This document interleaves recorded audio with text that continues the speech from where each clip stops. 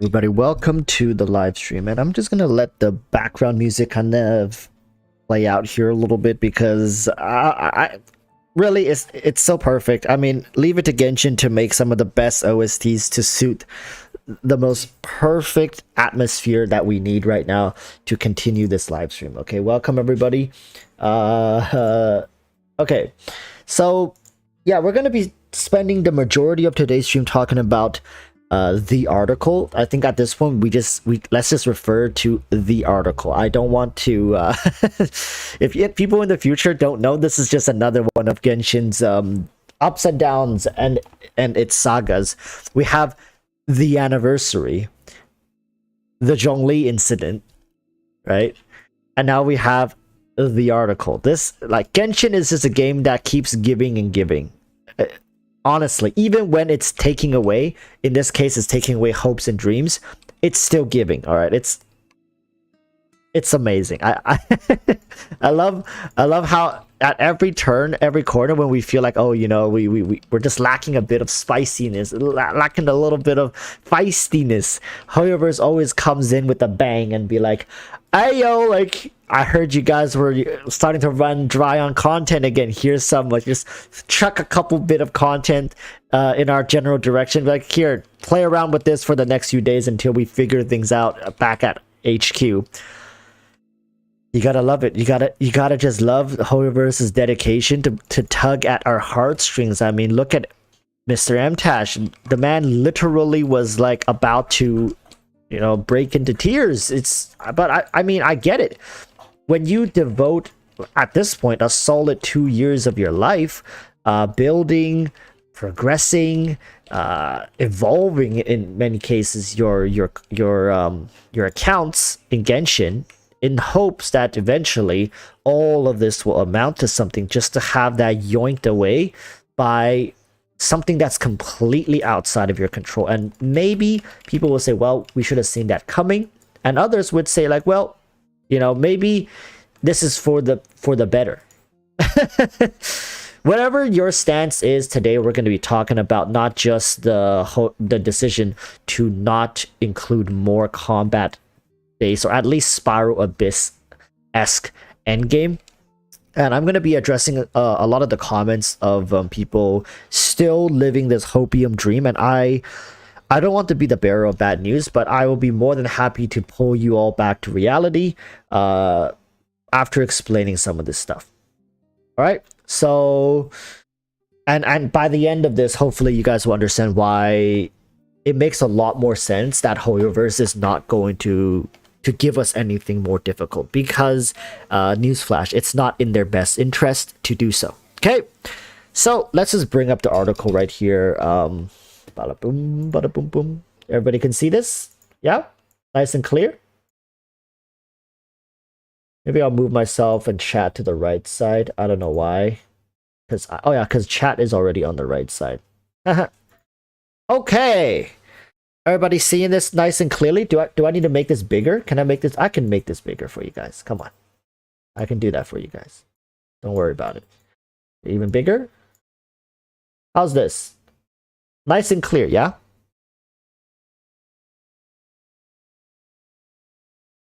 I think this looks good. Woo, chat. Okay. We're gonna go through every single one of this. It's not just gonna be the PvP the end game stuff, because I on purposely left the whole thing out. My reaction, I've read bits and pieces of it. I didn't read through the entirety.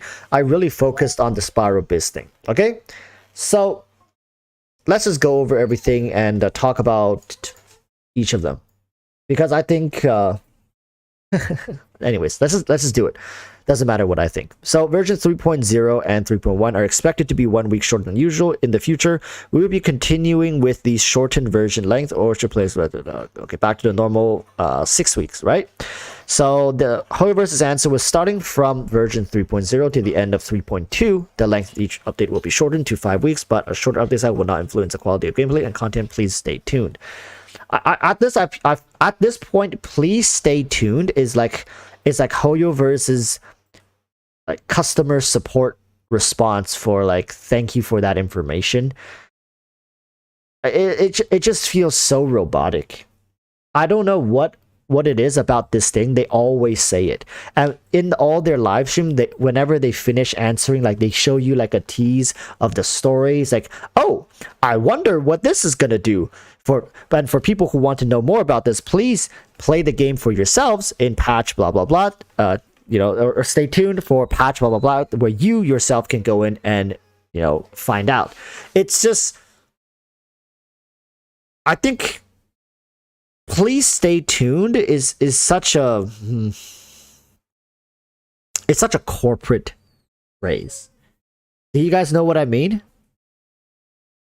It's such a corporate phrase, to the point where when you see that, it just feels like they're talking to us like we're products.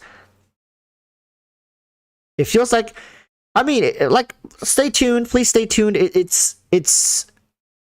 very prevalent in all of media, and when these corporations, and I mean even I guess even those old cartoons, like stay tuned, those TV programs, it feels so robotic. It feels like they're just talking to the masses. We don't feel like we're really being heard, really being seen. HoYoverse is just, once again, casting a big fishing net out and hope that they catch as many fish as they can. Sure, some are gonna like slip through their net, but as long as they get the bulk of the people in, it's fine. They're playing the long game. And all this, like, out of some of the responses I've read, it's like it's very corporate. It just sounds scripted. It's obviously it is scripted, but it doesn't feel genuine. It doesn't feel like they care. It's more so to kind of brush a lot of the real concerns and questions off, as opposed to actually addressing them. And we'll see that right now with the Spiral Biz. Like, they don't even answer the question, right? So can we expect, will you be continuing with these shortened version length? And their response is, a shorter update cycle will not influence the quality of gameplay and content. Hello? The question was, will you be continuing with these shortened length? Or should the players expect? They can't even. Obviously, I think HoYoverse already mentioned that this is only temporary. Once they finish, I think 3.2 or 3.3, I believe, they're going to go back to the normal length, the 6 weeks. But from the first question, you already see, like, they're not only are they, I don't know if they're dodging it or they straight up just didn't care to answer it. But, like, it's evident from the very first question what kind of what kind of conversation we're going to be having here. It's like if I looked at chat and said, "Hey, Toramaru, how's your day been? Like, how's your day been?" Toramaru is like, "You know, I realized I should stop eating so much carbohydrates. It really gives me a midday crash where I need to take a nap. But don't worry, tomorrow's gonna be better." What? Like that, you know, it's like talking to somebody who, when you ask a question, not only do they not address the point, they shift the conversation. Yeah, dodging. The professional dodgers. Oh, okay. Now let's get into the juicy one. I don't want to dwell on this too much. I mean, depending on how chat responds to this one, but I think this is what you all came for. This is literally what 90% of the people are here for. Oh, I scrolled up a little too much for you guys. Okay. Do you guys want me to read the question? I'll read the question. Currently, the Spiral Biz is the only true endgame content for players at high adventure ranks. Are there any plans to release new permanent endgame content in the same vein as the Spiral Abyss? Okay, let's see. I wonder what they said, right? Get your hopium hats on. Get your hopium mask. You know, get a good few puffs before we cut the supply here, okay? You guys good? Okay. The Spiral Abyss is one of the most effective ways for players to test out their party composition and combat strength. From the get-go, I don't think HoYoverse really understands why most of the people even bothers with Spiral Abyss. Very few people actually go into the Spiral Abyss to test their team comps. I mean, a lot of people would want to believe that, well, you know, the why play Spiral Abyss. It's for the goddamn rewards. It's for the rewards. It's literally like a handful of people test the best team comps for the game, tells everybody else, and everybody just tries to emulate that success to some degree. Sure, national teams, there's national variations, right? And national, traditional, national, like all sorts of national teams. Nowadays, there's Sino national, there's everybody national. It's just, there's very few people actually running tests. The majority of people just take the team that they enjoy playing, or the most well-built team, or they watch a guide video about how to clear this iteration of Abyss, and then they go in and they clear the Abyss. It's not rocket science. People don't really want to spend the amount of time that HoYoverse thinks we are wanting to spend in Spiral Abyss testing new units.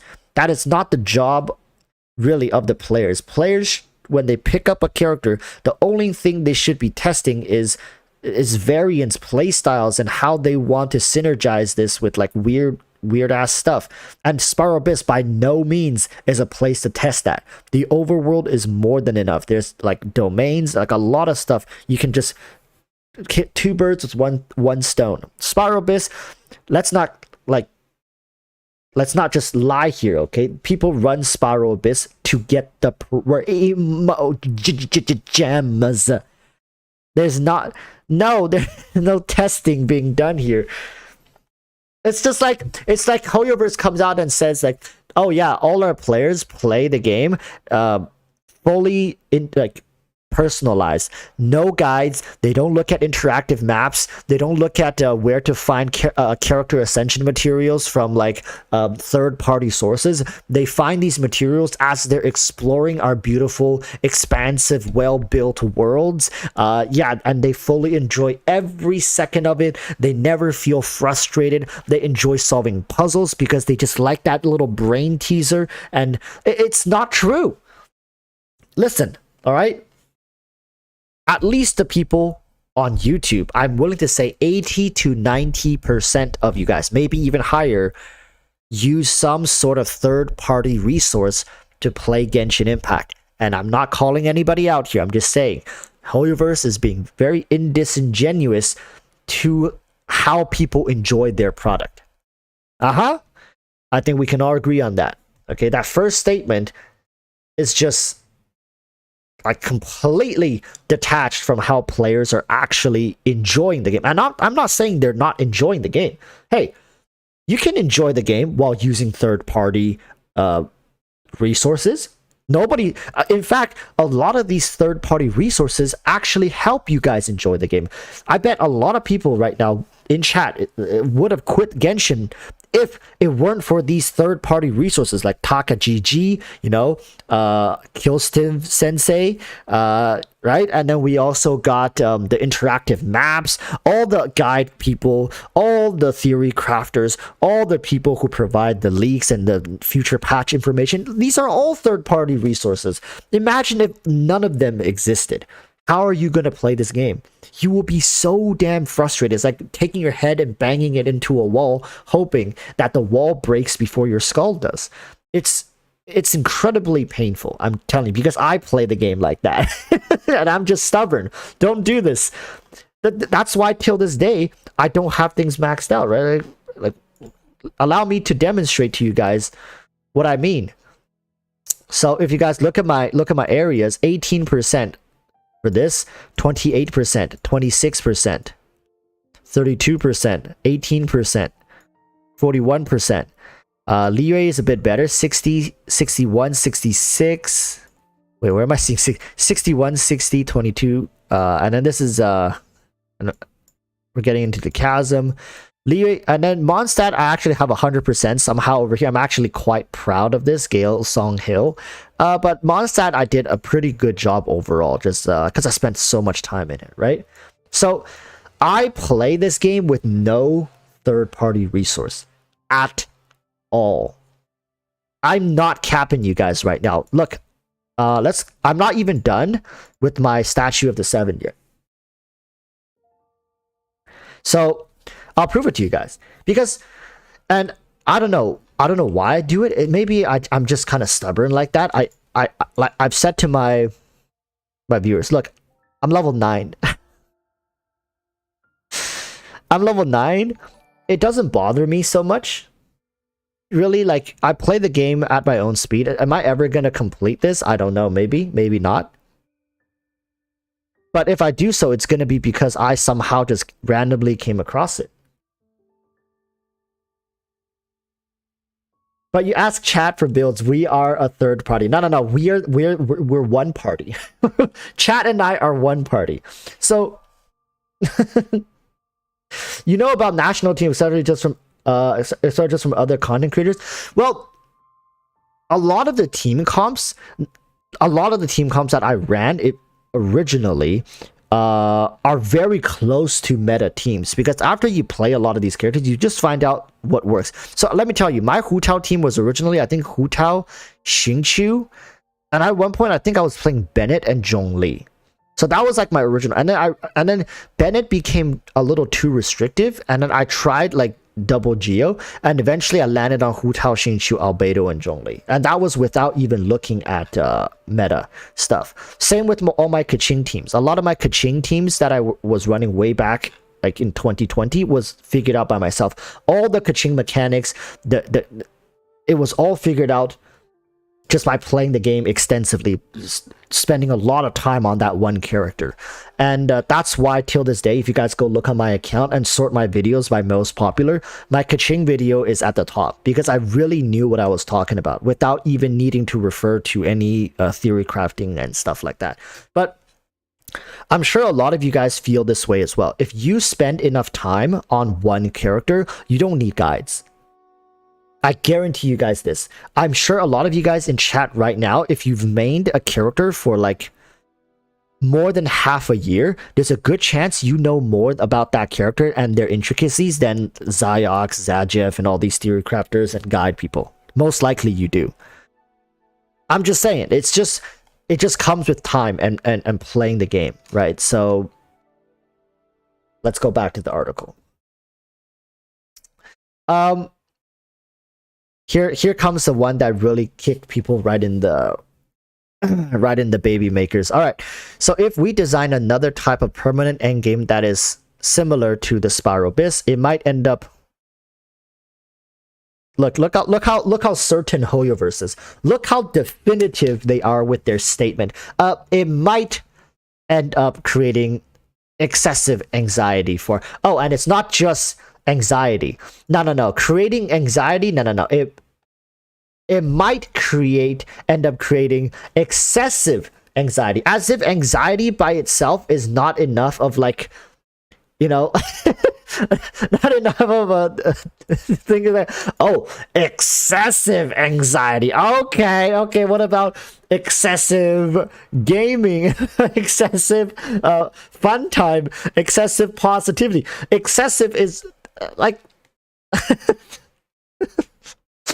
like for our players, not everyone is interested in must read. Okay, so let's break this statement apart, because there's a lot that's being said in here that you really have to break apart this statement if we are going to take this as at face value, being like, okay, what is HoYoverse thinking here?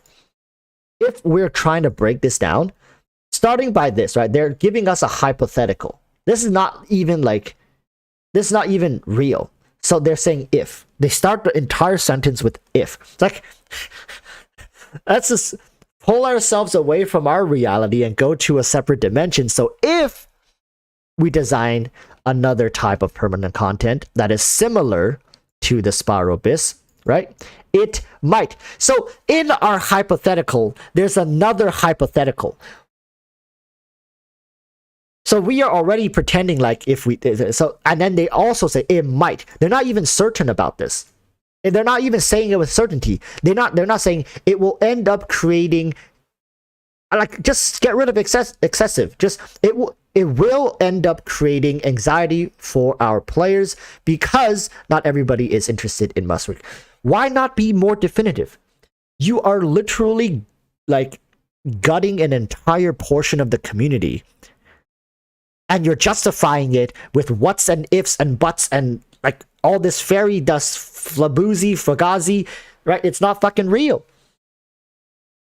This is the part I think that a lot of people don't really understand, is that in their hypothetical, in this fantasy scenario, they're also kind of avoiding and drawing attention away from what people really want to know.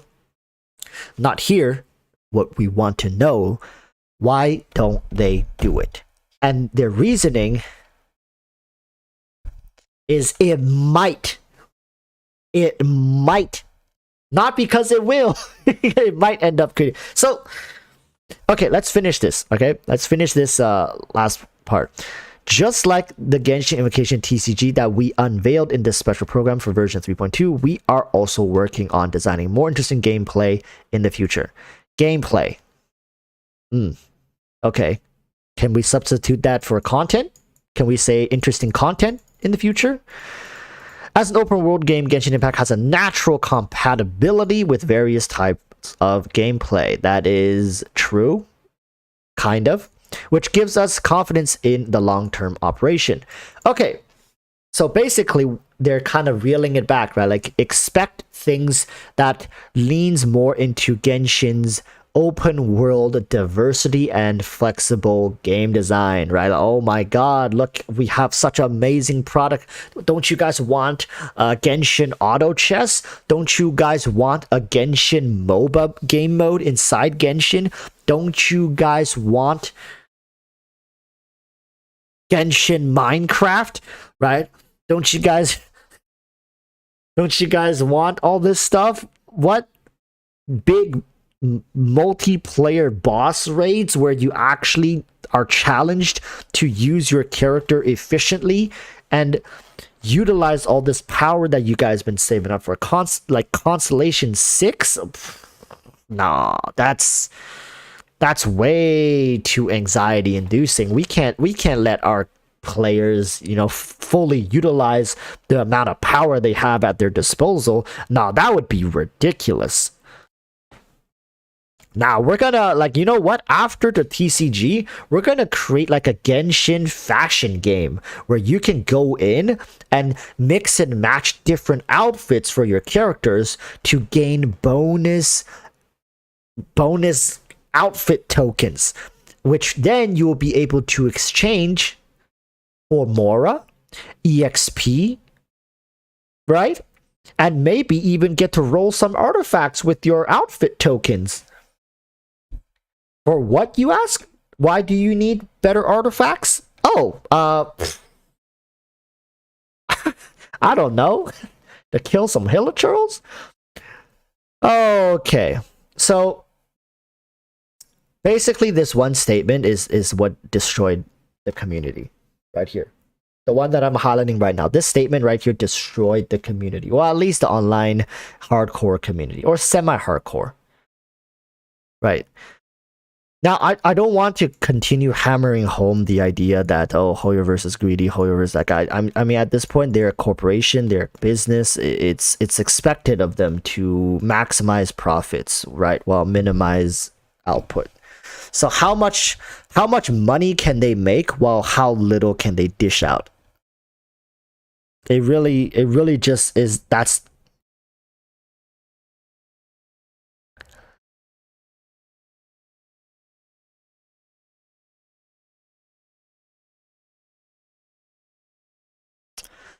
That's exactly the point here, right?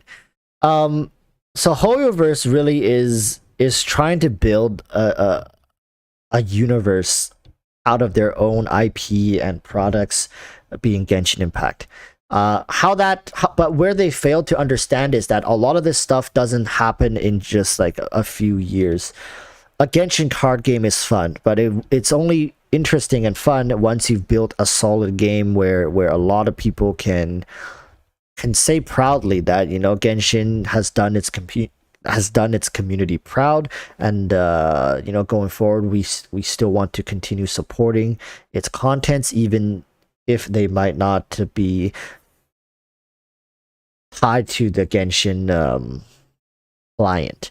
And it's much smarter to eventually create separate Genshin branch-offs in the form of a TCG, stuff like that, whatnot, like TFT.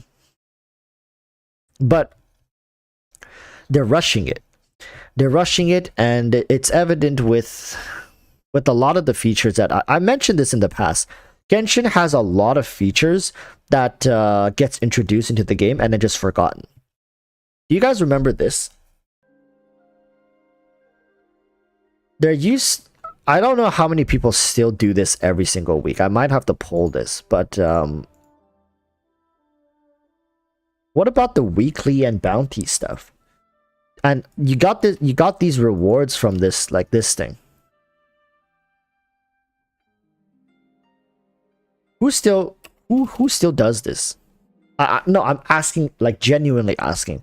Who still goes in here and does this every single week and every single day? Okay, so a lot of people still do this. How many people still uses stuff like where is that thing? Some of the stuff is useful, like the wind catcher. When was the last time you guys used the wind catcher? I'll say a lot of these features, like a lot of this stuff, people probably still use, but like stuff like this, like once in a while you'll come across stuff that Genshin added into the game. At the moment, seemed good, but eventually it just gets forgotten. But my point here is that it's the same with other content within the game. Like there has to be a group of people putting this stuff in, and then eventually they just get too busy to continue developing it. Or at the moment they thought, oh hey, like sounds like an amazing idea to add this feature where people who, like at the time, people who didn't have Venti was still able to traverse the world. Like it was basically trying to solve an issue that that existed due to their lack of foresight designing the game. Like, oh, okay, we're gonna design a lot of this stuff around people who have Venti, right? Or to incentivize people to pull for Venti. But then they started realizing, well, you know, Venti's banner is over, and a lot of these people are getting frustrated, and or a lot of these puzzles or a lot of these areas are not being accessed by players because they have the data to all of this, right? Chat. They know exactly how many people collected, for example, a specific chest, how many people enters this building, like for example, how many people visits this building. Oh, not this one, but you guys get my point. They have the data on all of this, and a lot of their decisions are influenced by data, because it's very difficult for them to talk to the players, but it's very easy for them to just open up their source client or whatever and look at what people are actually doing. Oh,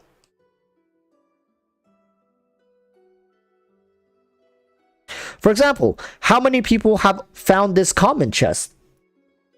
100%. They know the answer to all this stuff. Let me just let me just grab that real quick. I'm just saying. It's impossible for us. It's impossible for us to sit here and properly analyze HoYoVerse's thought process without first understanding what drives them, okay? And what drives them is data, it's money, revenue, whatever you guys want to call it. So, it makes sense. It makes sense because I believed back, like I believed, I said this in the past, is that we people who care about combat and stuff like that, and it doesn't even always have to be people who care about combat. People on YouTube doesn't necessarily, like if you're on YouTube, it doesn't necessarily mean you're like a combat geek, right? There's a lot of people on YouTube for the lore. So even amongst people who are on Reddit, on YouTube, even like including all of them, there's still not that many people who really cares about the combat. And this is basically what HoYoVerse is dodging. If we just correct this in saying that, like, let's just turn this to normal people human language. All right, I'll translate this for you guys. What HoYoVerse really wanted to say with this statement is, according to our data, it shows not enough people truly are partaking in the Spiral Abyss or the Muskreef. Therefore, we have concluded that it is a waste of our resources to continue developing similar features. That's honestly what I hear. Like, after seeing their TCG stuff and combining basically what they try to dodge down here, that's essentially what they're saying.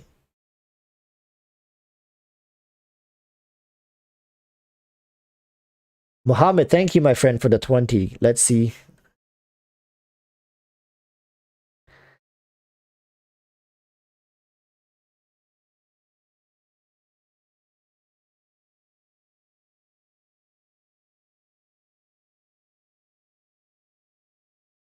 Right. I've only, like, I don't have an account myself to C6R5 characters, but I've tried a couple accounts who have C6R5 characters, and it's you're right. A lot of people, like free-to-plays, would think like, oh, but you have the Spiral Abyss, but I don't think a lot of free-to-plays, if you've never played a C6R5 account, you guys don't know. Like, C6R5 characters, in the spiral bits is an absolute joke. Even in floor 12, I bet like Mohammed here probably can't even finish one proper rotation of the characters before the enemies are just dead. It's like, yeah, it's cool, and you feel proud in most cases of the characters, of the investment that you put in, but at the end of the day, you never have anywhere to use them. Like, even at the hardest, most difficult content in the game, you cannot fully utilize their potential. It's and for people who are curious, and then why do people do it? Like, why do whales want to go through this? It's hard to explain to you guys who never been through this, I guess. It's that it doesn't matter what's the reason. For the most part, for me, it's always been boredom. Like, for me, with a lack of things to do and an excessive money, funds, and I love this game, I think the character, it looks amazing, or the playstyle of the character feels amazing. I'm like, okay, I can drop some money here. It's not a big deal. And I've seen people C6 characters with very limited budgeting.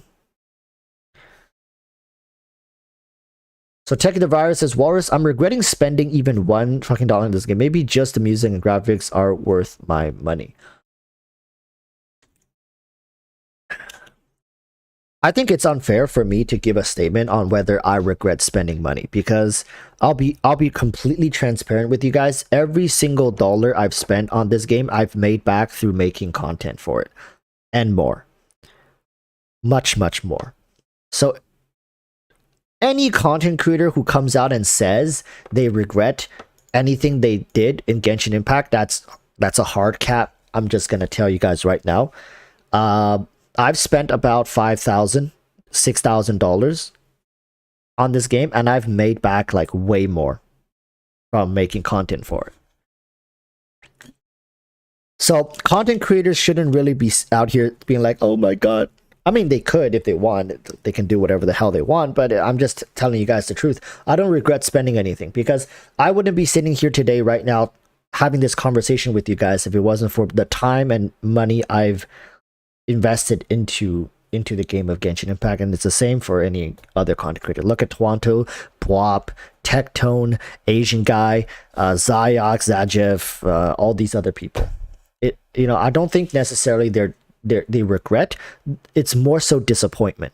It's more so disappointment and frustration, and maybe a sense of being lost going forward, being like, well, how, like, if the developers themselves don't care about this, how long will I get to continue making content covering this aspect of the game if eventually it just seems like the developer wants to weed out the players who cares about this stuff? If you are somebody who is here min-maxing artifacts, after reading this, don't you feel at least a little bit like a clown? I mean, that's how I felt, because I've been telling people, oh, this team is good, try this team, oh, this helps with your rotation. Now I feel like a huge clown, being like, why was I so serious about this? Is it wrong of me to want to be efficient with my character's rotations combat? Was this game never designed to be played that way? Was it just supposed to be a casual time sink? It does make me feel a little stupid. And I'm sure that's what a lot of other content creators and even some players felt like, okay, so I've been just wasting my time, I guess. But this is when we kind of hit them with the, it's not the result that matter, but the journey, right? Maybe Genshin was the journey we've had along the way. And I wish I could say we had as like we actually had the same journey, but no, we literally didn't even have the same journey, because it's essentially a single player game. Hey chat, maybe endgame are the friends we made, are the mains we met along the way, are the friends, are the terrible artifacts we got along the way. Maybe that was the end game all along. Oh my god, how did we not see it? How did we not see it? My nakamas! My nakamas! Okay, let's move on to the next question. Genshin Impact is going into year 2. With an ever-expanding roster, some older characters might get left behind. Or, you mean, have been left behind as power creep settles in. This interview was obviously conducted before Sino was public. And newer characters become much stronger choices. Kind of didn't age very well, did it? And newer characters become much stronger choices. Ooh, this did not age well. Oh. In fact, isn't Kaching like a better choice over Sino if you want to play like a Dendro based reaction? I'm just saying. I think Kaching's been out since 1.0. So is there a plan in place to potentially upgrade older characters and make them more viable? If a character is only assessed by a single dimension of numerical strength, power creep could indeed be an issue.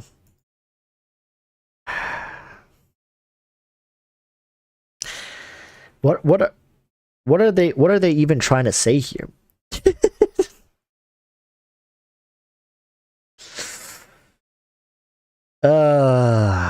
However, in Genshin Impact, the rules of gameplay are more impactful than how strong a character is. That is not true. The rules of gameplay are more impactful. What are the rules? Like, there are no rules. Unless they're talking about their reaction system. Like, okay, it's much more important to build a team around balancing reactions and synergies as opposed to the characters themselves. I guess if that's what they're trying to say, yeah, that's correct. But you have to understand, there's a lot of characters in the game right now that are just incredibly versatile to the point where it really feels like you have to on purposely handicap yourself just to play other characters.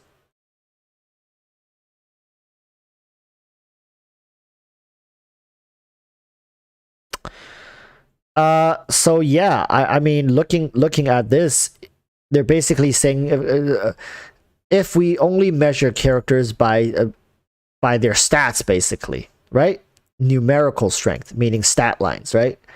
Why the excessive word games here? Like, it's like this whole thing just feels like they're trying to get our attention away from the fact that they don't want to make characters as not powerful, but like as versatile.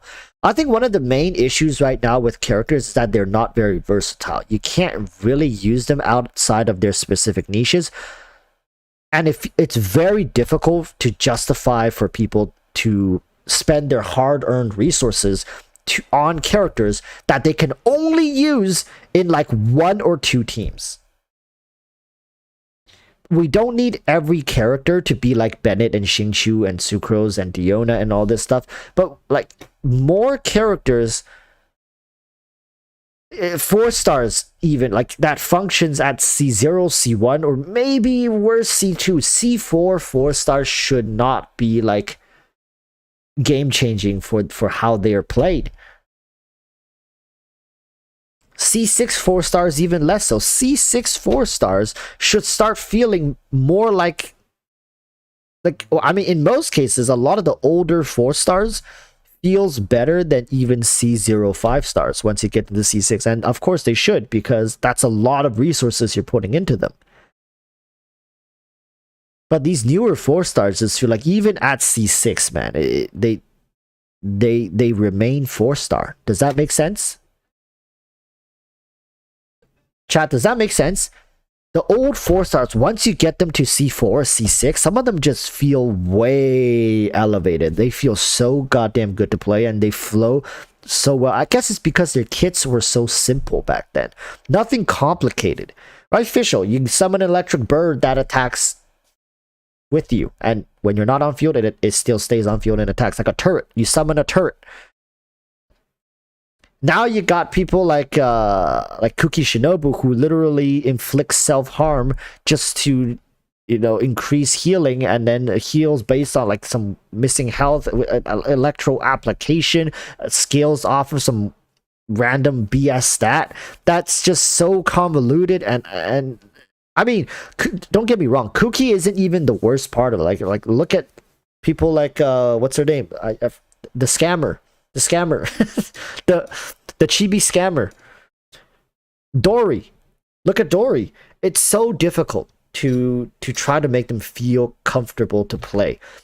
Again, a lot of people right now want to hound the idea. It's like, oh, you're just a meta dog. You just want to do big damage. No, it's not about damage. It's about comfort. It's about fluidity. It's about how these characters synergize and how enjoyable it is to synergize with them. They don't have to do big damage, but they have to feel good to play. But they don't feel good to play. Does that make sense? I mean, this could all come down to preference as well, but you can say like, oh, maybe that's just for you. I find all these characters amazing to play. Well, congratulations, right? Then you must be enjoying the hell out of this. Because the vast majority of players really don't enjoy how a lot of these newer characters are functioning. And apart from Sino, to be honest with you guys, I enjoy playing Sino more than I enjoy playing Yelan. But do I want to subject myself to, I don't know, like Yelan teams seems right now to do, like they're doing like 60-70% more damage than Sino teams are. I'm just saying, like, do I want to put that huge handicap on myself? Like, why can't characters, like, if Hoyoverse wants to balance things out, they can easily just balance out the character damage thresholds all at around the same level. If they did that, that would actually be better, right? Let's say all characters at C0, all DPS characters are hovering around 5 to 10% differentials of each other. C0 Hu Chao is 5 to 10% within the range of a C0 Sino at peak performance, right? Like, why does it have to be so gapped? Why does it have to be so gapped? Why? Why such a big discrepancy? It's not like they can't look at the numbers and be like, you know what, we gotta bump this up to make sure that none of these characters fall behind each other. You don't need power creep. You don't need reverse power creep. You can balance this stuff out. Just make Sino perform around the same level as some of the more popular DPS. Does it hurt the game? Like, that's my question. Does it hurt the game?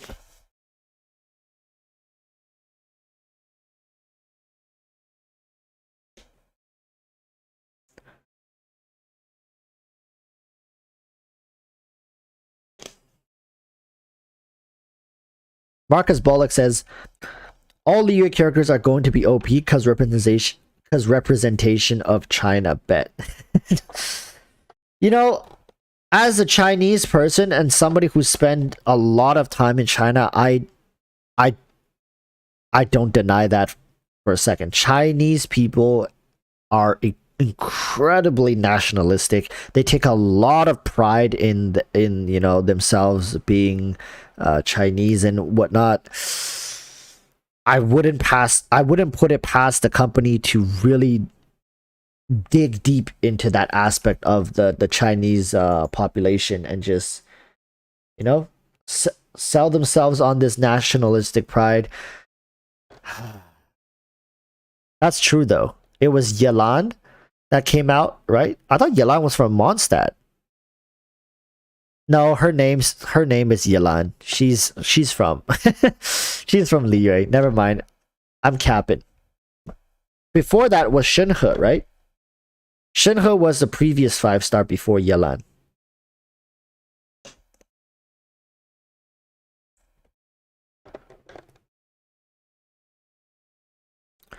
Shenhe is not as problematic as Yelan though.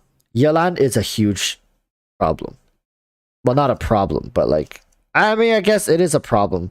Yalan introduced power creep in ways we've never seen before. I'm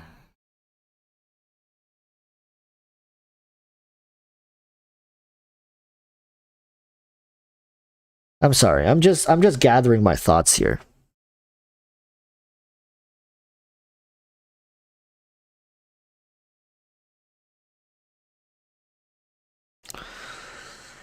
Oh.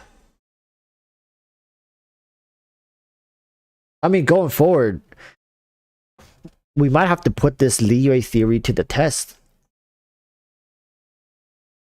Like, honestly, because does this count as nepotism?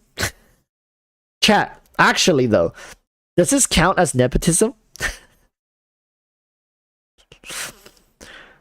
Is Genshin? Is the developers biased?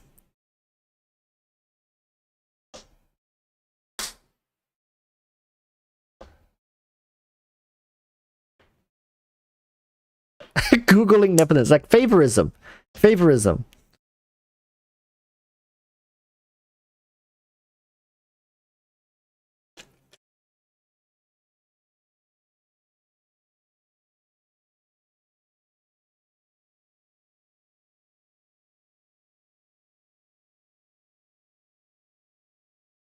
Like he says, Soul's video on this is really good. Will you watch and react to it? I already watched it. But maybe if we have time towards the end, we will. I'm taking too long to with chat now. So basically this is just Hoyoverse living in their fantasy world, imagining how people like. There's truth, and then there is Hoyoverse truth. They are choosing to, like, they know what it really is about, right? They know what it really is about. At the end of the day, they're not going to do it because it doesn't make them more money. They still have to devote resources to rebalancing these characters, in some cases reworking these characters. This isn't League of Legends. People are not playing a lot of the older characters because they are already weak. Changing them doesn't mean people are going to suddenly pull for them and want them. And in most cases, a lot of people already have them. Right? Like, what's the point of buffing Amber? Right? Changing Amber, rebalancing her, make her fit the, the status quo. It's not going to get them more money because a lot of people already have these characters. Right? That's why they don't want to do it. But they come out and say this like freaking single dimension of numerical strength measurement BS. Power creep could indeed be an issue. Power creep is an issue in games because, especially gacha games, I mean, if power creep was an issue in other games that doesn't require you to spend money and pull a slot machine to acquire the characters, power creep isn't necessarily going to be that bad of a thing. Look at popular games like League of Legends, all these other games like Fortnite, like, it's just patches upon patches, the game just gets more and more broken. It's very common because people need more things to get excited for. The same damage numbers don't excite people the same anymore. The same playstyles. Look at League of Legends. All the new characters have like 20 different dashes, and their mechanics are like you have to solve a Sudoku puzzle just to activate their E ability. It's part of the game's development process that the game gets more complex, more intuitive, and as more and more people quit the game and less people join the game, the company always leans towards their core community, right?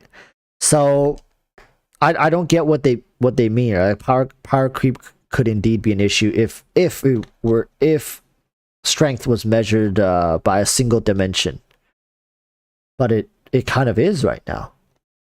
Is it not? I mean, if you look at their stats and then you look at their reactions,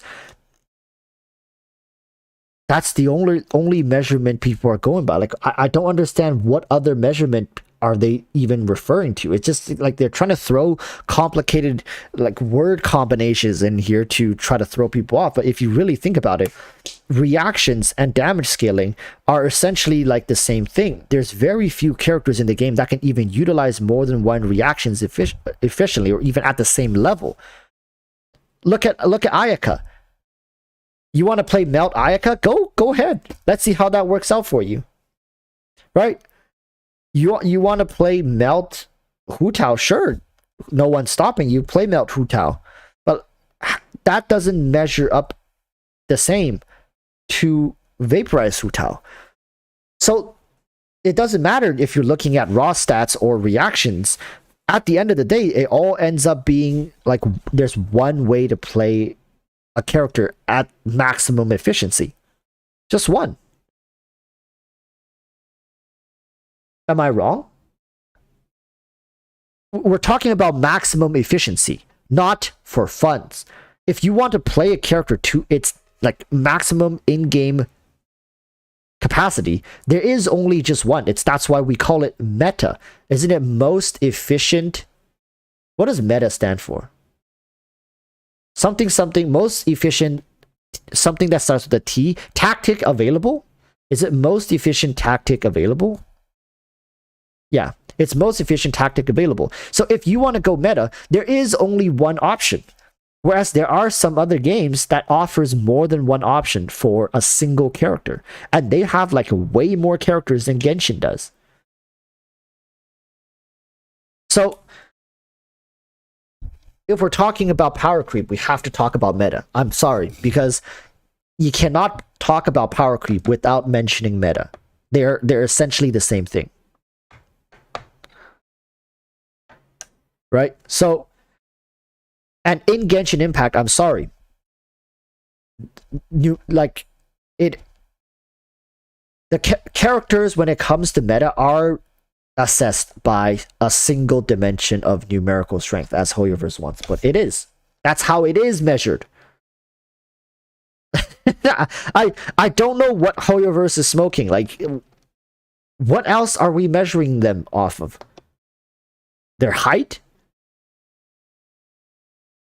You know, like, it really begs the question sometimes, do they really not know, or are they really just feigning ignorance? Late 7 says, see you after stream? For sure, for sure. See you after stream. Okay, let's move on to the next one before people bust a nut here.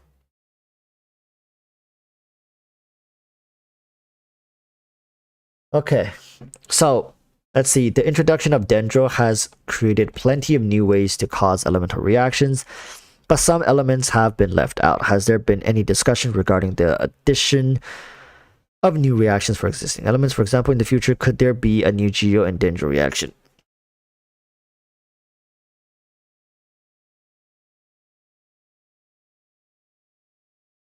Don't give us hope.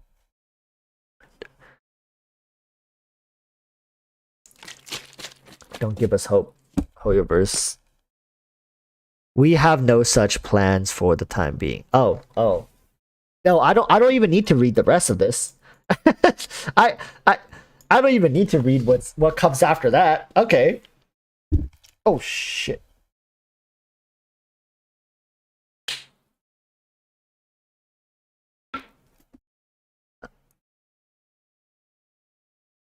But let's indulge in what reasoning they have. With the release of the Dendro element, the 7 element systems have become somewhat complex.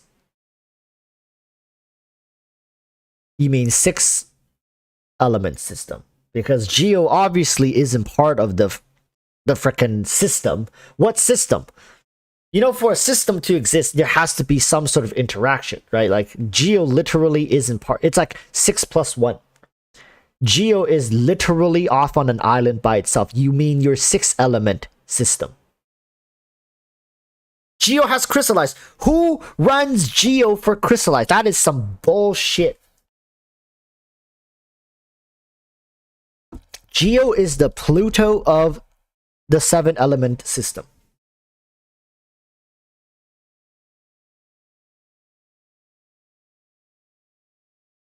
Come on.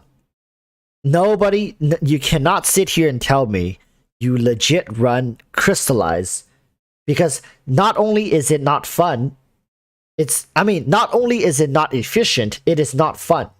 There's no intricacies to Crystallize. Every element reacts to Crystallize the exact same way. It's just a different color shield that gives increased resistances to the element that it infused with.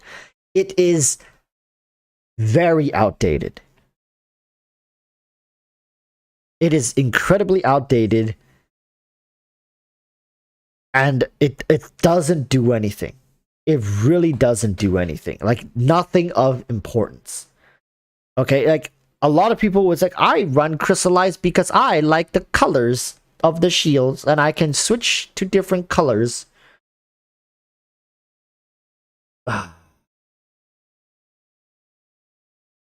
I'm not saying, you know, don't do that. I'm just saying that is incredibly Kobe. Like, I can understand wanting to main Amber, right? Because Amber offers a unique playstyle that is impossible to get without playing that character. You literally cannot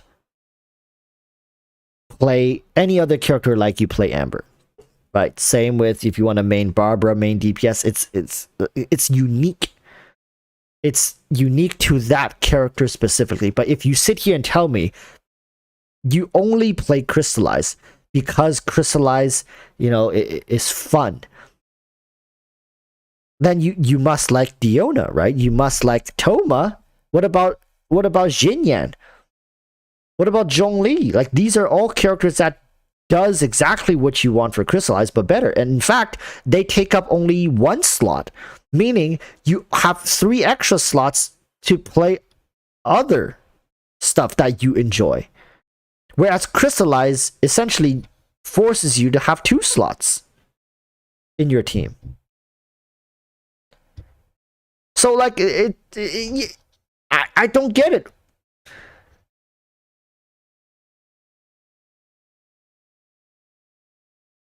Yeah, and Crystallize only gets buffed with EM, but no Geo character uses EM. It's very, very bizarre, this situation that Geo is in. Like, what 7 element system? It's 6 element system and Geo.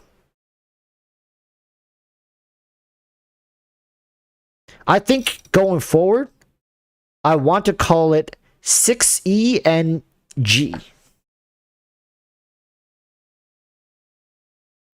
Genshin Impact's 6ENG system, which is 6 element and Geo system, because that is the most accurate way we can talk about this. For us, there are other ways to increase the fun. Fun is subjective. I'm just saying, however, fun is subjective. Increase fun for players rather than simply increasing the complexity of game rules. Now, you can easily change the word complexity to diversity, can you not? However's? Like, can we fix this? For us, there are other ways to increase the entertainment value for players rather than simply increasing the diversity of game rules. It sounds so corporate, and it's such a bad excuse as well, because it's not necessarily complex as it is diverse. Diversification in many cases, on the corporate level, I think they're very scared of this kind of stuff. It's just that they don't want people pigeonholing. I mean, they don't want people tunneling. I guess pigeonholing is like a negative connotation word. They don't want people tunneling on like into specific things and not wanting to interact with anything else. So what they end up doing is they create these characters and they create these combat systems that are just good enough to give you incentive to try them, but not good enough to keep you permanently on these keep using them as options. And this all leans back to why Hoyoverse will not make more, I guess, meta characters and stuff like that. It's just because that's gonna make it so once people invest into them, especially this current new batch of players, they need to milk the ever living crap out of the current new players in Genshin Impact, because a lot of the old guards have moved on. I know many players who used to spend hundreds per patch. Now they're essentially mostly free to plays, or they're just spending for the BP and the Welcome Moon. And some have said that going forward, they're likely not to even spend for that. However, a lot of the big heavy hitters are newer players who just got into the game over the last couple of patches, and now they're like in the honeymoon phase. They're dropping hundreds per month, and they're wanting to get all the best characters. They're searching up the guides. They're searching up like the what you call it, the tier lists, and they're like constantly looking at leaks, seeing what new characters are being rerun and which one is the most worth it to summon for. And they're like spending money also prior to the anniversary just so they can get that double bonus reset. So Hoyoverse is actually racking in a lot of money just off of these newer players, because they've not gotten to the point where the game starts becoming slower and more dry. So with easy and open rules, given some time, players will come to discover their own ways of developing builds. That is the fun of this game. The balancing of all gameplay rules is part of the team's long-term design focus. Plus, the team's experience and hearing from players' feedback in the long run are all important to maintain that focus.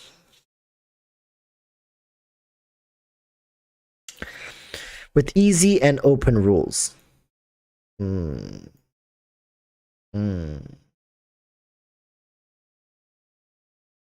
some time, players will come to discover their own ways of developing builds. I mean, essentially, we're forced to do this, right? I've been doing this for a good part of it, like almost 2 years since I started playing this game. And I gotta say, it is fun. It is more fun to play it this way, because if you care about meta,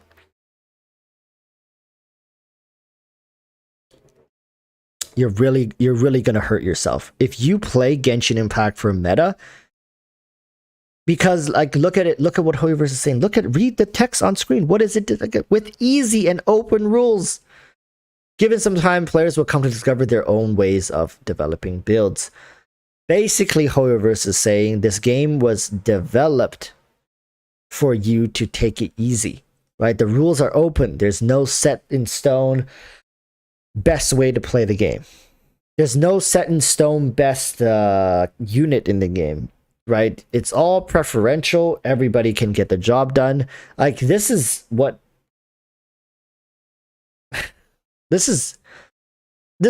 people used to call out others when they say this as copium. but this is what Hoyoverse is saying themselves now. They're saying, like, our end goal is eventually having you guys build your own teams and have fun with these easy and open rules. Like, we don't want to put stress on you guys. Everybody can come up with their own compositions, and I don't doubt that for a second, because that's how they've been designing the game. It's become more and more like this. Meta stress kills gacha games. 100% they do. If players feels like they need to be, like, they feel like they need to pull for newer characters, there always will be like this burnout phase where people just feel like, I can't keep up anymore. Unless Hoyoverse gives you enough resources to keep up with the newer character releases. But that doesn't make sense either. Then how are they going to make more money? The best way is to just make it so no character matters. Right? If they make it so no new characters really matters, there's none of that stress. right? People will realize, oh my god, a character released this patch is just as good as a character, if in some cases not even as good as a character that was released over a year ago. There's no stress. Is that big brain of Hoyoverse to do that? I don't know. But it certainly doesn't feel like very inviting for older players, to be honest with you.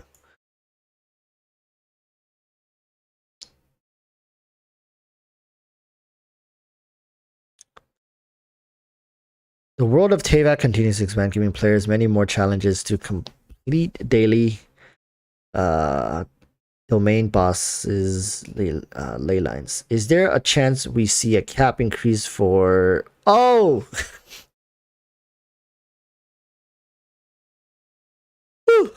For original resin, or a quicker regeneration rate? Take on more of these challenges. Okay, so let's see. Domains, bosses, and ley lines are important means to farm characters and weapon central materials, and resin are required to claim these items as rewards. Meanwhile, like what? They wasted an entire sentence basically reiterating what this already said. Meanwhile, we're also providing more options for gamers to obtain character development items. For example, married characters and weapons that can be obtained and redeemed from events that we run periodically. What about the resin?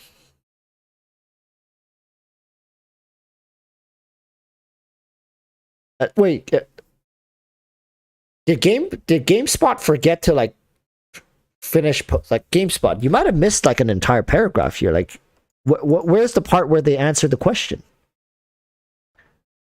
Where's the where's the part where they answer this question that you asked?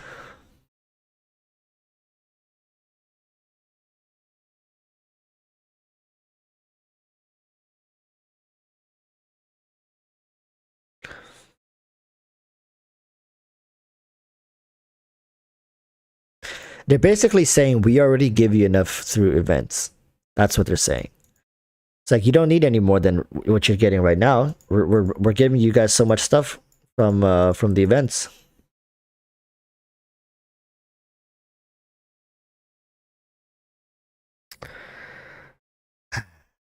New players may have been a bit lost when starting the Summertime Odyssey event because they missed Fisher and Mona's first introduction.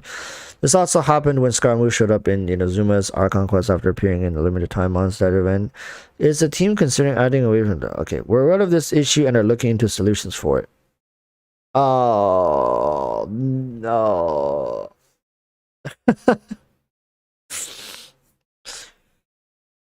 Why, out of all these problems, this is the one that they're like, we are aware of it. We are working on it. Why couldn't they said it for here? We are aware of this issue and are currently working on it for the true end game. But when it comes to this casual stuff, they actually go like, oh yeah, we're working on it.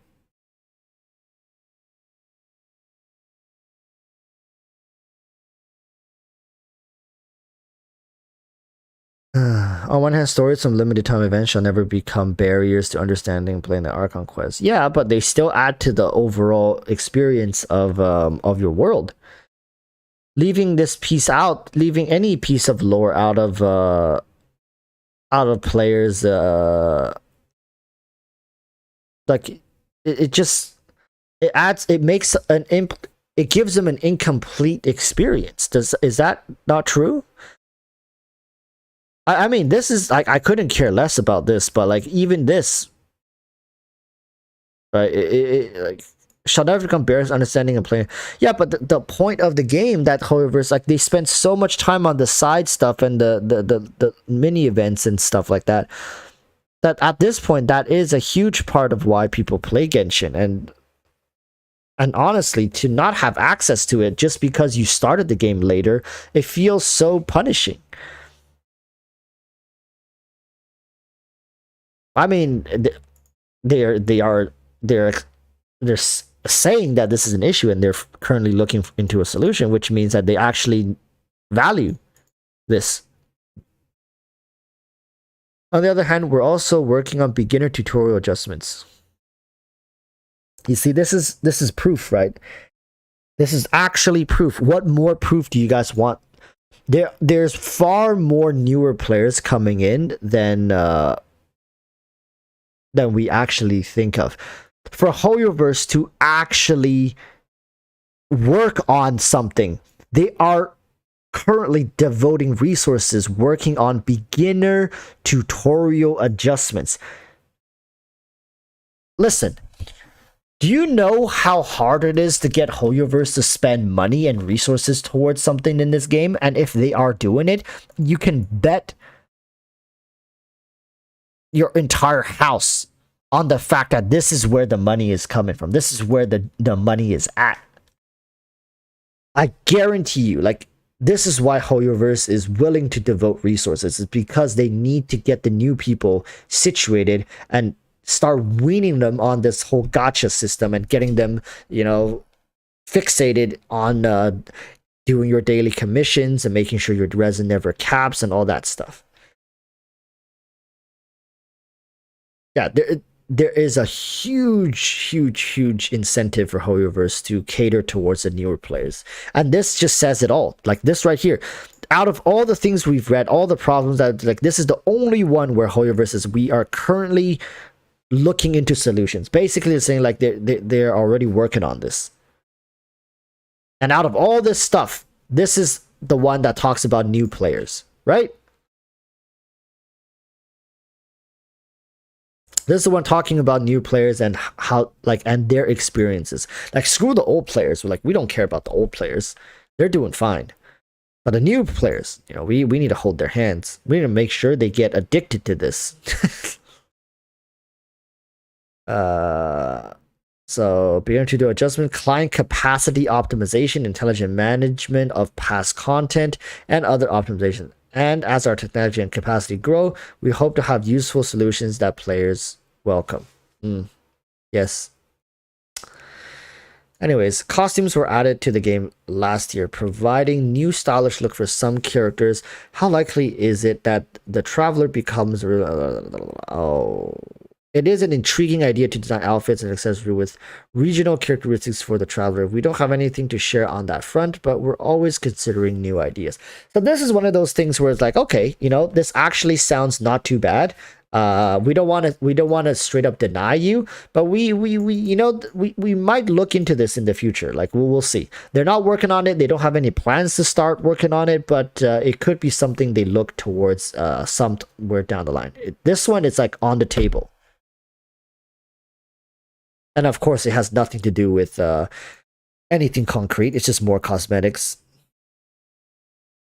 As a follow-up to the previous question, Aether and Lumine seem to get fun little accessories during the certain quests, like Mask or Flower Crown, but they can only be worn for short periods of time. Have you ever considered turning these temporary accessories into permanent cosmetics? We've been discussing this question within the team, and some other ideas similar to it. However, we don't have any news. Blah, blah, blah, blah. So this one is like these two basically are like, okay, yeah, we're currently this isn't new to us, but we haven't decided to go forward with it just yet. On top of Genshin Impact, HoYoverse is also working on Honkai, Zenless Zone, and Star Rail. There's been a crossover between Genshin Impact and Honkai, where Kachin Fisher have arrived in Honkai. Are there any plans in store to do the reverse and bring characters from Honkai into Genshin? In terms of characterization, we wish to channel more efforts and attention into creating characters from the world of Genshin Impact. If there are new opportunities for crossover, we will be sure to share them with everyone. Basically, no. Yeah. No, not anytime soon. They just want to focus continuously. They just want to continue to focus on developing Genshin Impact characters. So, huge doo-doo. I mean, I'm glad we got something like this. This is kind of like a better version of their developers developers notes, right? Do you guys remember those developers notes? Like, this is basically what developers notes should be like every single patch. Every patch. Then what the hell was that Aloy crossover then? That was a purely financial reason. like I keep saying, it's always about the money. All right, let's head back into the game. All right. At the end of the day, it's always going to be about money. These characters, with exception to Liyue characters, all right, with exception to Liyue characters, all characters are balanced around just being mediocre.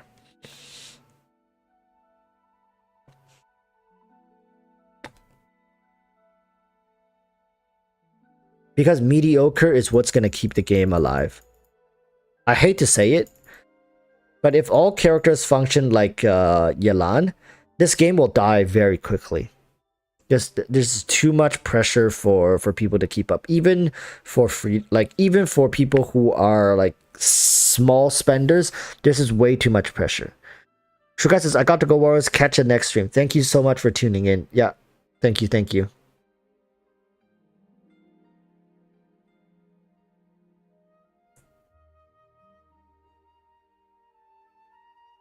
Zora PMCs, this article got a lot of clicks. I wonder if that will motivate them to interview HoYoverse again. But I don't think HoYoverse will be available for... I mean, I don't think they'll accept a new interview, judging by the backlash.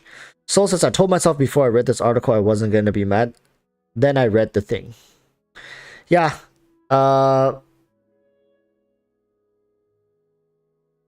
It's to be expected of HoYoverse, right? I think before I even went in, I knew, well, it's not gonna turn out too well. I highly doubt it's gonna have any sort of positive feedback from the community, because HoYoverse is just too indulged into their own vision as opposed to actually build the product alongside the community.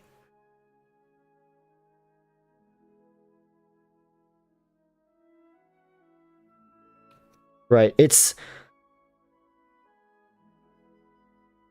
I don't think I've ever seen a developer though build the game with the community. I'm sure there are developers out there who spend a lot of time talking with the players and stuff like that, and taking the game in a direction where it benefits what the player wants. But in this case, I just can't help but think that we are heavily outnumbered in this Genshin Impact situation.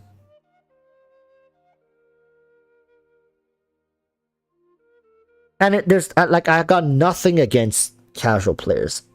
Like, I consider myself like a casual hardcore player. Like, I'm pretty casual to even call myself hardcore. Like, if I had to choose between hardcore or casual, I would say I'm a casual player.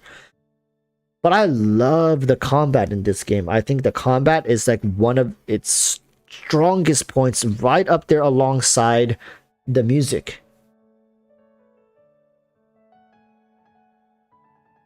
Soul says, not gonna lie, my friend, if I wasn't part of this community, I would have dropped the game as soon as I saw that dev interview. I'm sure a lot of people will. Not like completely, but I think a lot of people are going to take a break from the game. Just the process, like, because a lot of people will think, wow, you guys are overreacting. Like, you guys are overreacting. Why, why quit the game just because the developers came out and said or confirmed these theories? Because these theories have been floating around the community. I mean, I've talked about this for the good part of a year now, right? But these people, if you don't understand what it means to devote time and energy into something, it's so hard to convey that feeling that you're constantly working, improving, like, because we have to keep moving forward. This isn't just about Genshin, okay? When you want to do anything, if you go play a sport, if you go learn a new language, if you go play a video game, like pick up a new video game, like, a sense of progression is necessary for you to enjoy. Like, I don't know what it is about progression that motivates us to log in, do these tasks, and not every aspect of the game is going to be entertaining or fun. For example,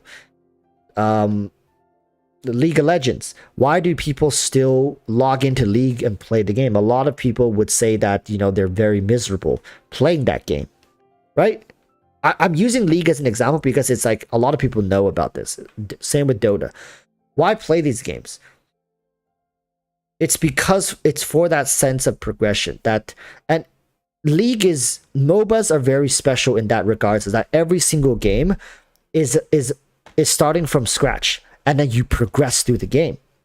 But as you progress through the game, you also get better at the game. So overall, it increases your efficiency at playing the game. This sense of progression is all around us. It's like when you go to the gym, you don't, like, if you never see any change in your body, would you be motivated? No. But once you start seeing some change, once you see that you're getting more lean, like, you know, you're shedding some fat and you're starting to look good, your confidence builds because you see the progress, you see the hard work paying off. Same thing with when you get a job, right? Getting paid, right? Working, climbing the corporate ladder, going to school, you learn more things, you get smarter, you get older, and with age comes experiences, with failures, trial and error. But all of that stuff was essentially just stripped away from Genshin. Like, all of it.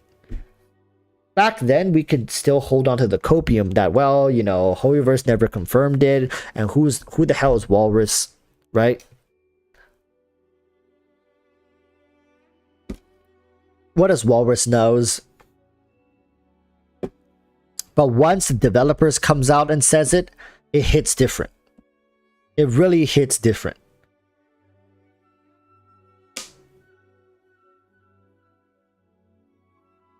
Ah.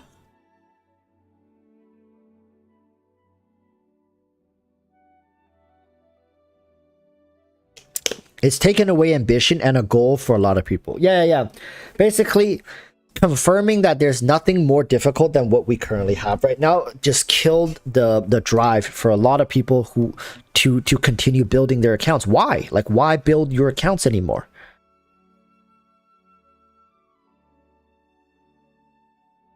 Is it actually officially from the devs though? Well, the article, the person who wrote the article claims that this was done through interviews through email.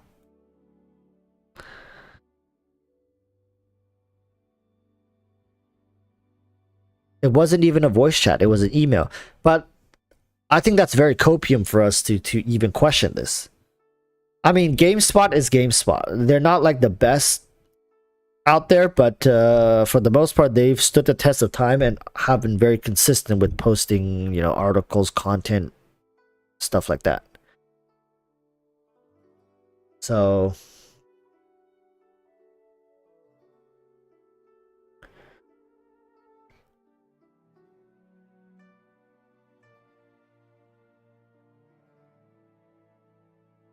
I mean, look at my Spiral Abyss. I haven't even touched this Spiral Abyss.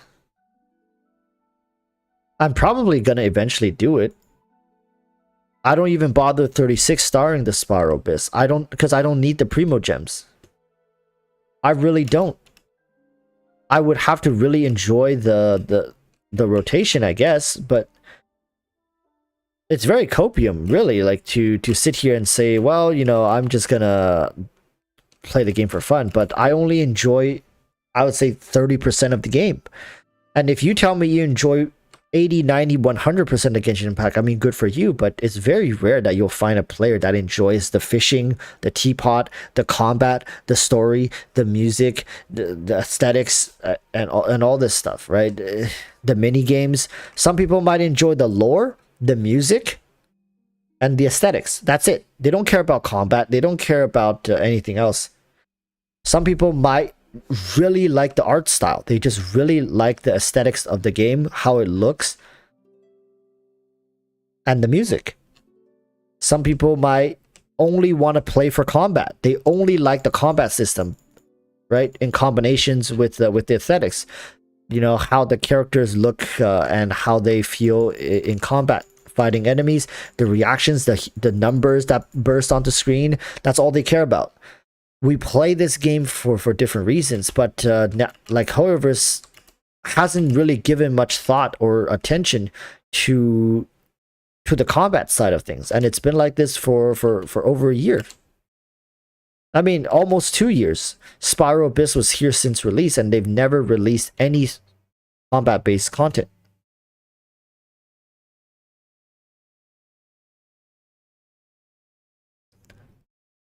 Virus says, Walrus combat is central to the game. The whole point of progression is combat.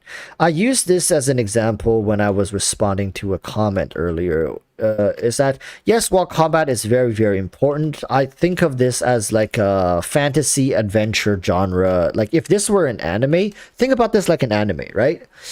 If this were an anime, it would be in the fantasy and adventure genre, right?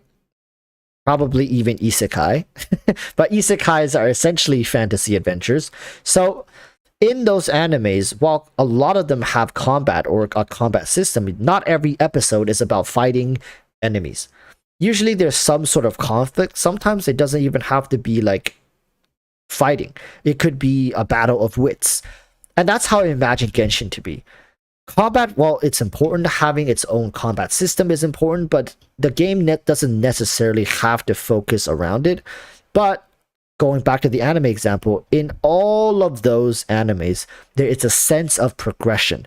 The protagonist is evolving, they're getting stronger, they're learning new abilities, they're put into more and more difficult situations.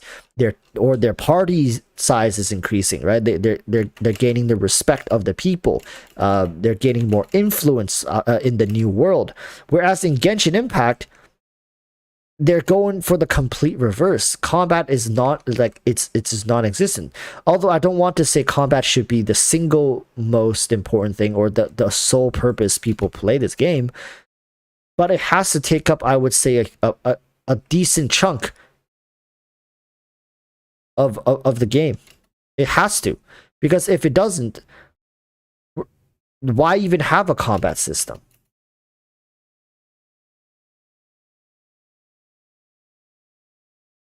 I think right now there's too much focus put in like the lifestyle, and also right now we're in a world where it's peoples get superpowers essentially. Like, from a lore perspective, it also doesn't make much sense to ignore combat to this degree, or at least combat based content.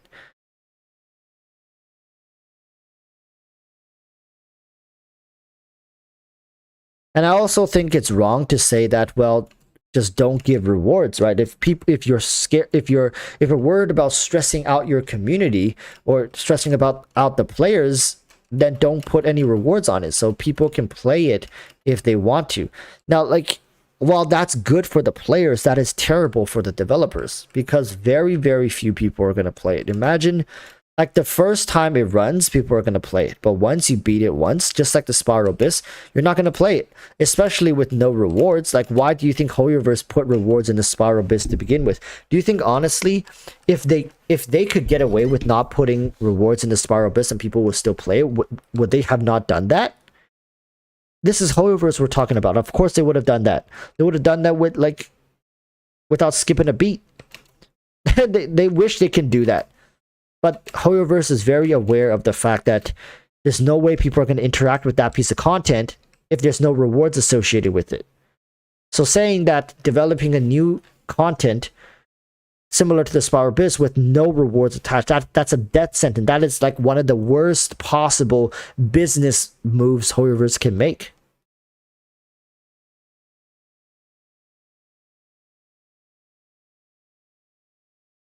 In punishing Great Raven, the rewards on hard content are just trophies. Genshin can do the same, yet they won't. Genshin does not want to promote any sort of competition with each other. Even if the competition is like, hey, look, I cleared this and you didn't. I have this trophy, but you don't. They don't like that. They don't like that. I don't know what it is. I think they have some sort of data probably at some point show them that competition kills the game at some point. Any level of competition in games will kill the game. It's much better to keep people separated and not aware of others' achievements, at least in game.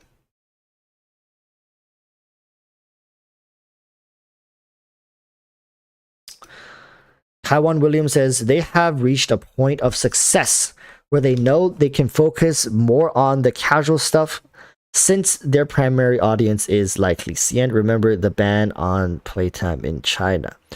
Yeah, so apparently what I've heard is that in CN, the idea of a more casual game is received semi well, like mostly positive.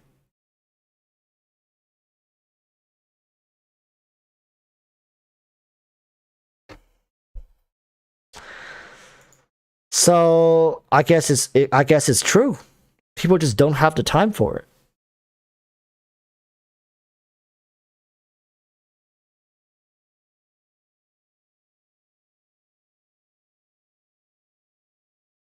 I mean, I don't think we need to hammer home this idea anymore. It is what it is. I think this isn't something Hoyoverse just suddenly came up with today or like the day they did the interview. I think this is basically what they've been working on for the good part of a year now, maybe even longer than that. Ever since like the latter half of Inazuma is, I think, where they perfected the idea of less proficiency, more revenue. Right? It's like the less they make the worse they make a character at C0, the more they're gonna make money off of C1 and C2. Before Inazuma, they were trying to get people to pull for the C6s. But don't get me wrong, C1s and C2 in most cases still felt very impactful. But back then, C6s were like the way. And even for the first half of Inazuma, look at Yoimiya and some of the other characters. I think it was like after Ito, things started to change.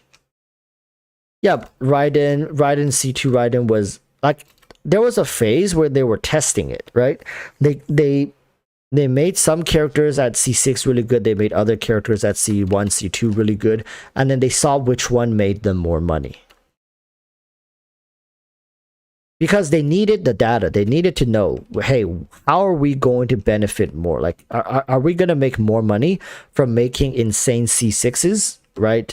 And make people go all the way to C6? Or are we going to make more money with C1s and C2s? Which one was it going to be? And I think the result showed that C1 and C2 5 stars are what's going to get them the most money.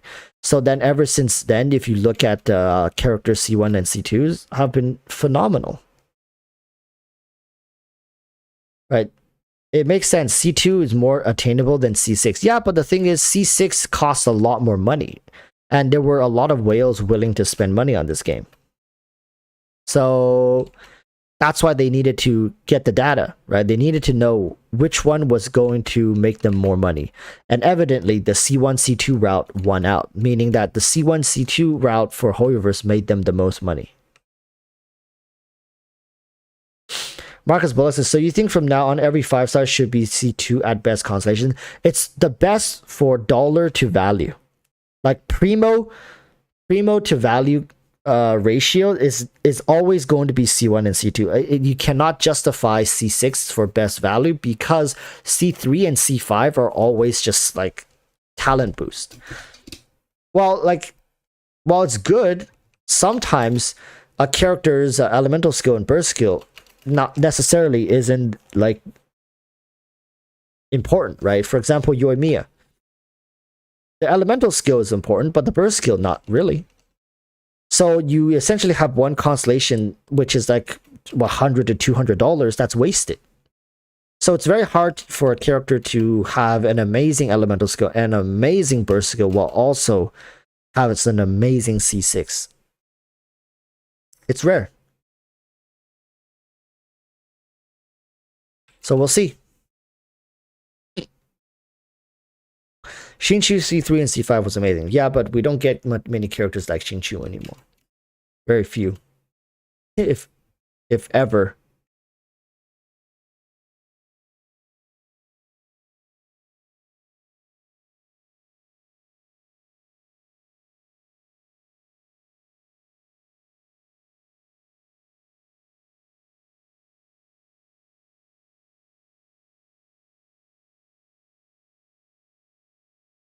Yelan C3 and C5 is also quite amazing. Yeah, but Yelan is a Liyue character.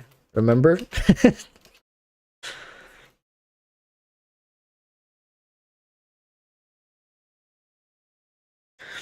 Mathay says, let's just admit it, kids have school and adults are busy with work. Both only have a couple of hours to play. Some even don't have the time.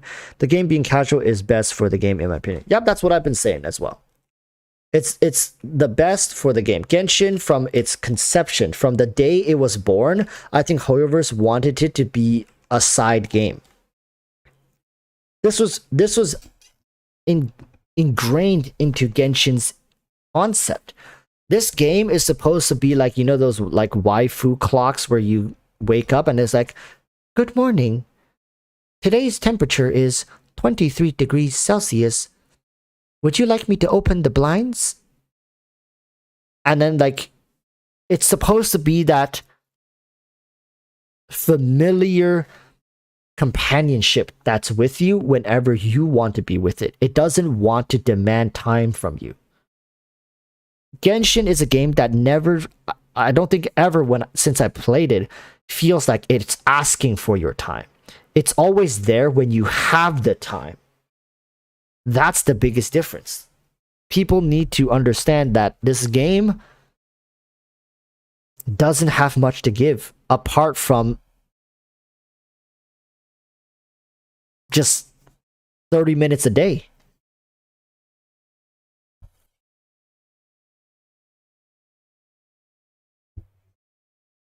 It sucks to say this to some people because they get very, very aggressive when I say this.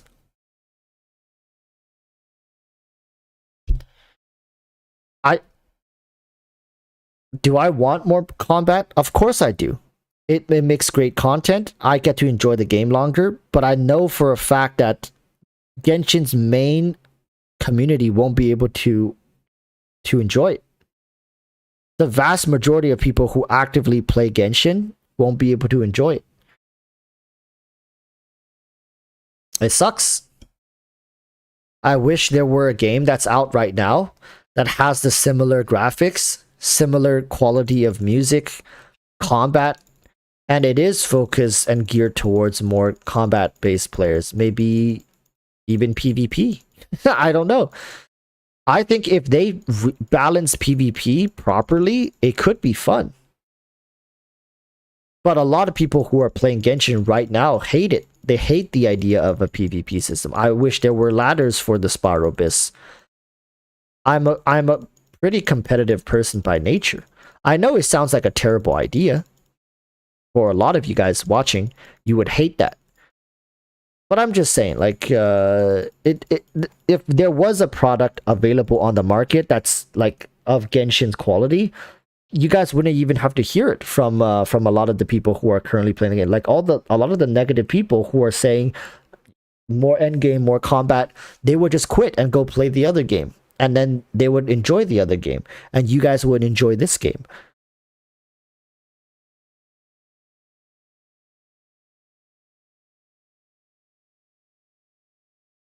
Tower Fantasy doesn't have the same level of polish to their game that Genshin has. The music doesn't hit the same. The character models don't look as nice, and the animations definitely aren't as fluid. Maybe Blue Protocol. Maybe Blue Protocol. I don't know.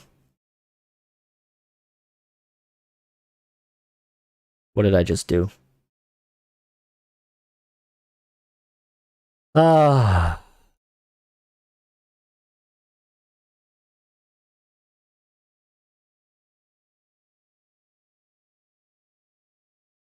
I'm 3J says, I'm not playing another Hoyo game after this. Yeah, I think this leaves a bad taste in everybody's mouth. Very, very bad taste. Wuthering Waves definitely looks good. Not gonna lie, I probably might start playing on the CN server once they release it in CN. So you guys can look forward to some Wuthering Waves content, because I can read the language, I can speak the language, I can understand it perfectly fine, so why not just play it on the CN server when it comes out?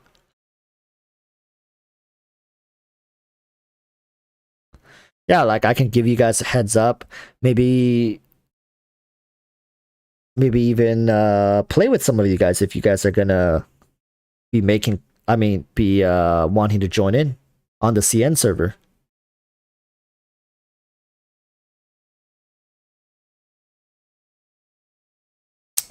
Bench Gamer says, I'm so bummed it's not global. I'm sure there will be a global release at some point, but I'm almost positive they're gonna do a CN release first. Is Wuthering an MMO? I don't think it's an MMO. It's like a gacha game, but it looks like an MMO. I think it's like similar to Genshin, like an open world type deal, no? Or instance based. I don't know.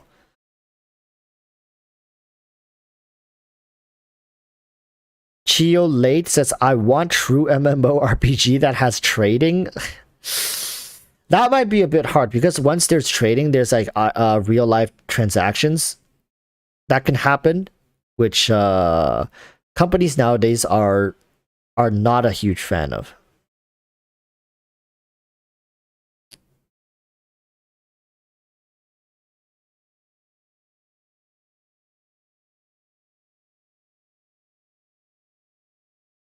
Techie Device is Whirling Waves is open world, but looks drab and not as colorful as Genshin. I'm okay with that. I love the combat.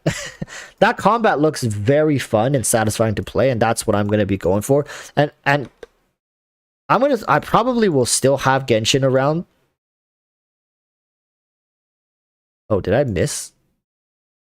Hold up, chat.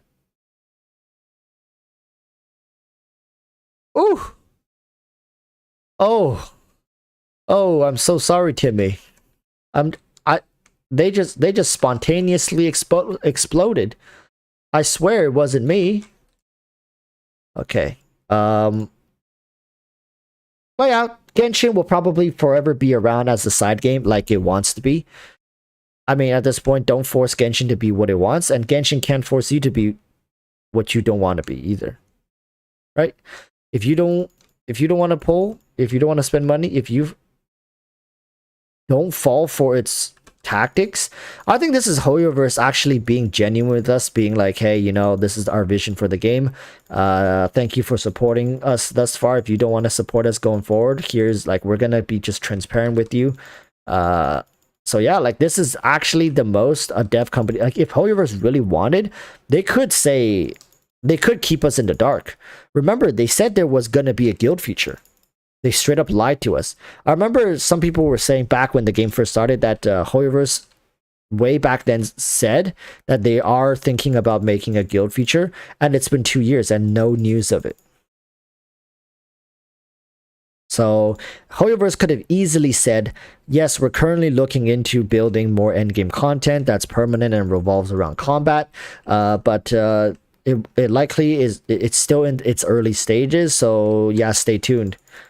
And then never do it, and then just keep all the people shackled and continue like forcing them to inhale copium day in, day out. They could have easily done that to us, but no, they chose to say it like how they wanted to say it. They chose the route of truth, which, you know, at this point I can only commend them for that. Come here, you. Come here, fishes.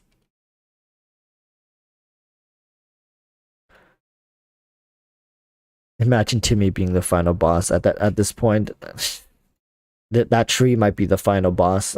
Fuck, this bush might be its elite guards.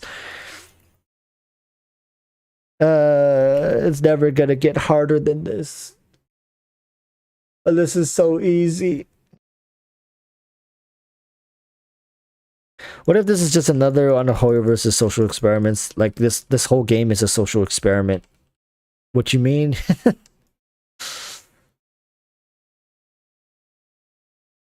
Abyss Heralds, the truth shall set you free. That's what they meant. Oh, look, crystallized. Oh my god, I'm having so much fun. Look, I just got a crystallized shield. Oh my god, I'm living on cloud 9. Look how excited Zhongli is with his crystallized shield. Oh my god. Ah. Oh, giddy giddy giddy giddy giddy giddy giddy giddy giddy giddy giddy giddy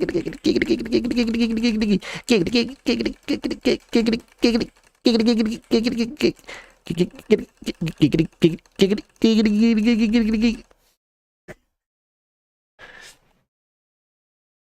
Oh my god, that was a crystallized reaction. Give me more, baby.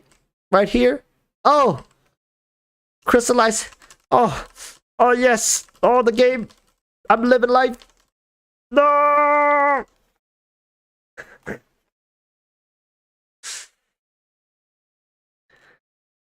Yeah, that's the real end game. I've never been so excited.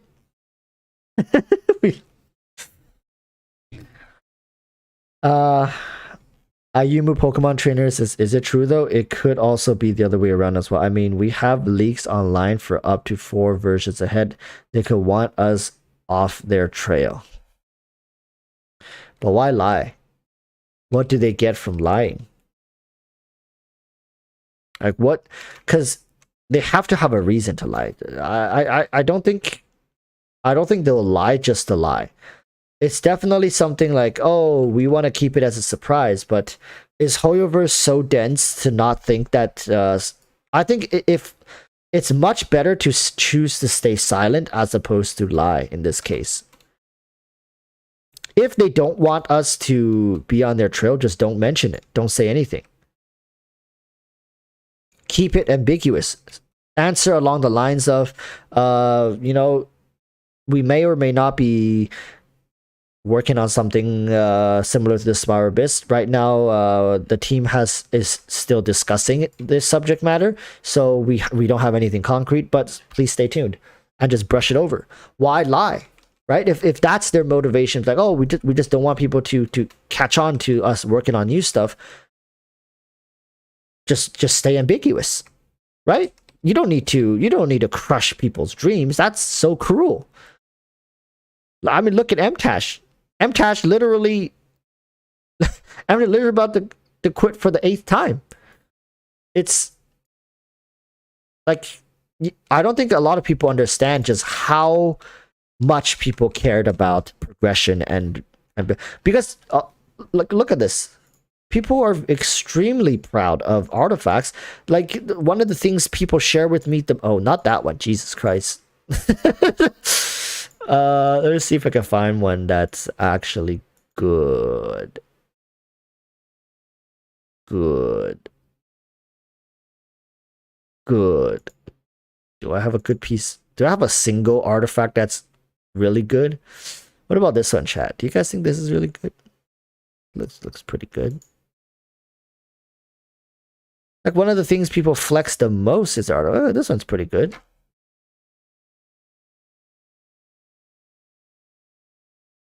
Like, this is what people get high on, you know? Like, when you hit a piece like this, when it drops and then you level it up and it rolls into the stats that you essentially want, it's what people live for in this game. Like, it's what people spend 80-90% of the end game doing. And to just now essentially have this be essentially useless is you know, it's quite heartbreaking. It is, truly is. But damn, look at this piece. Holy smokes. What about my feather? Oh, yikes.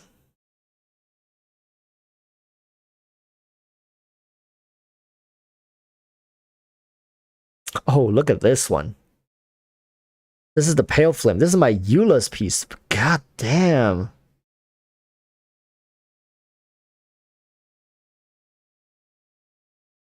Look at this piece. Like, this is the kind of stuff I get extremely happy about when I get it. But nowadays, I guess maybe once I get it, it's not going to mean as much, you know? All worthless garbage. Yeah, essentially, that's what it feels like. And people getting excited about this just doesn't feel as it doesn't feel as important anymore. Why is my Yelan running a defense cup, you might be wondering? I mean, defense sands. No, the HP, never mind. What am I talking about? I'm high.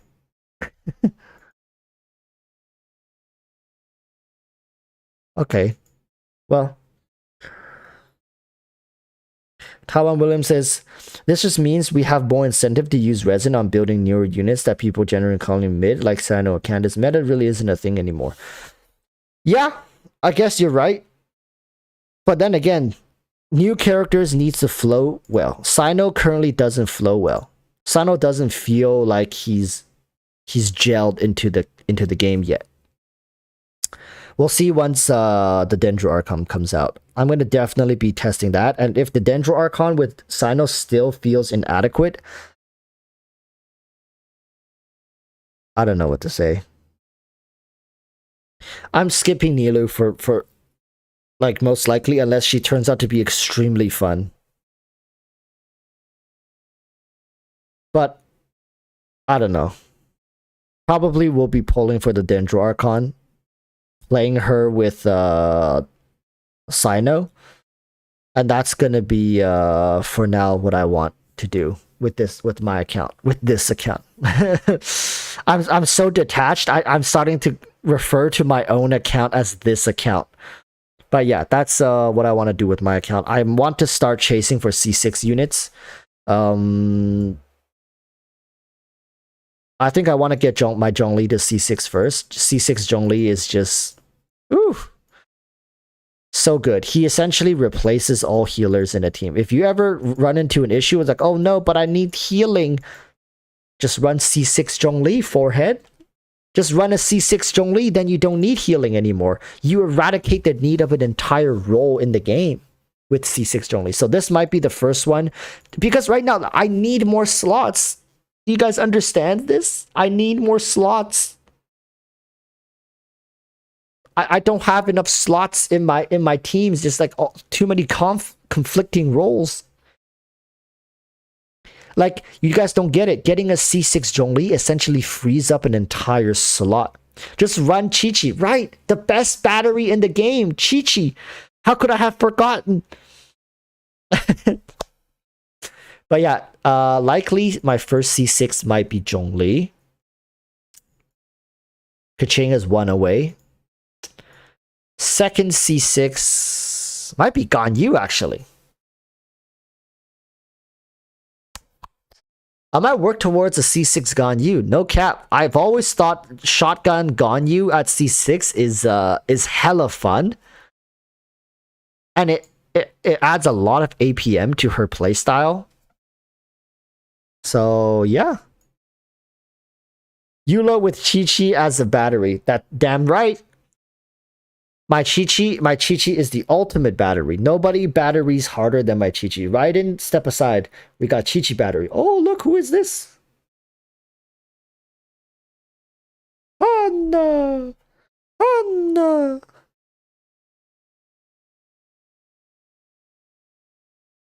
Oh, that was my nutsack, Hana. Oh, what do you want? What do you want? Oh, is it cuddle time? Oh, it's cuddle time. Okay. Well, there you guys have it. My cat wants cuddles, so gonna have to call it. I hope I was not too negative. I hope I brought good insight to the article. Thank you so much for the people tuning in. I know we usually don't get this many people. Welcome every single one of you guys who decided to tune in. Would hope to see you guys in the future. We talk not only about stuff like this article, but oftentimes these discussions and topics are brought up by my community, and we talk about them months in advance. Every single live stream we sit here and talk about Genshin Impact. If you want to see gameplay of Genshin, maybe my channel is not necessarily the best. But if you want to vent, if you want to talk about current Genshin issues, current Genshin news, this is the channel to be at. Okay?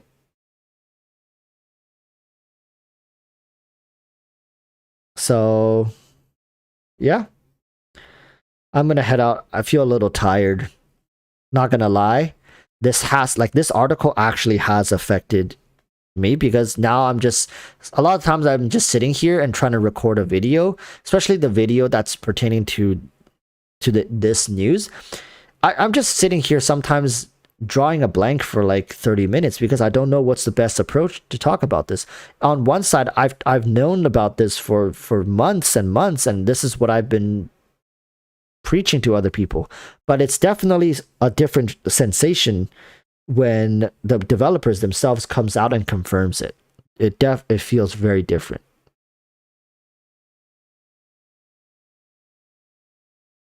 But yeah, thank you guys so much. I'm gonna head out now, and I'll see you guys in the next live stream. Hope to see you guys there though. Like, it's always nice to have more people tuning in to these discussions because it adds a lot more to the conversation. So if you guys have time, definitely feel free to stop by. Okay, so yeah, that's gonna be that. Thank you guys so much for coming by. Till next time, Rajota, stay safe. Peace, peace. Bye.